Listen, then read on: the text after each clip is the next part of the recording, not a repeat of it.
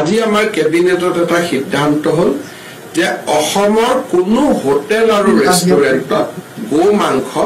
পৰিবেশন কৰা নহব আৰু বিভিন্ন ধৰণৰ যি সামাজিক ফাংচন হয় কোনোবাই ধৰ্মীয় সভা পাতিলে কিবা পাতিলে যিবিলাক সামাজিক সভা হয় সেই সামাজিক সভাটো গো মাংস খাব পৰা নহব যেটো এটা অভিযোগ আছিল যে কোনোবাই গো মাংস দি দিলে তাৰমানে পাব্লিকলি খালে এতিয়াৰ পৰা public consumption of beef has been totally prohibited from today. So, in no restaurant, in no hotels, and in no public places, আজি আমাৰ কেবিনেটত এটা সিদ্ধান্ত হল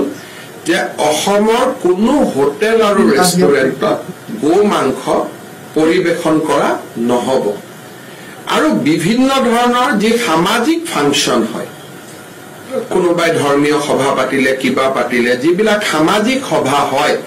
সেই সামাজিক সভাটো গো মাংস খাব পৰা নহব যেটো এটা অভিযোগ আছিল যে কোনোবাই গো মাংস দি দিলে তাৰমানে পাব্লিকলি খালে এতিয়াৰ পৰা public consumption of beef has been totally prohibited from today. So, in no restaurant, in no hotels, and in no public places, আজি আমাৰ কেবিনেটত এটা সিদ্ধান্ত হল যে অসমৰ কোনো হোটেল আৰু ৰেষ্টুৰেণ্টত গো মাংস পৰিবেশন কৰা নহব আৰু বিভিন্ন ধৰণৰ যি সামাজিক ফাংচন হয় কোনোবাই ধৰ্মীয় সভা পাতিলে কিবা পাতিলে যিবিলাক সামাজিক সভা হয় সেই সামাজিক সভাটো গো মাংস খাব পৰা নহব যেটো এটা অভিযোগ আছিল যে কোনোবাই গো মাংস দি দিলে তাৰমানে পাব্লিকলি খালে এতিয়াৰ পৰা public consumption of beef has been totally prohibited from today. So, in no restaurant, in no hotels, and in no public places, আজি আমাৰ কেবিনেটত এটা সিদ্ধান্ত হল যে অসমৰ কোনো হোটেল আৰু ৰেষ্টুৰেণ্টত গো মাংস পৰিবেশন কৰা নহব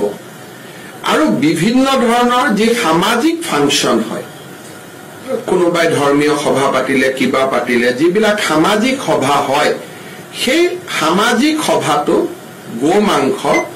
খাব পৰা নহব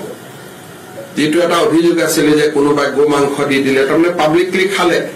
এতিয়াৰ পৰা public consumption of beef has been totally prohibited from today. So, in no restaurant, in no hotels, and in no public places,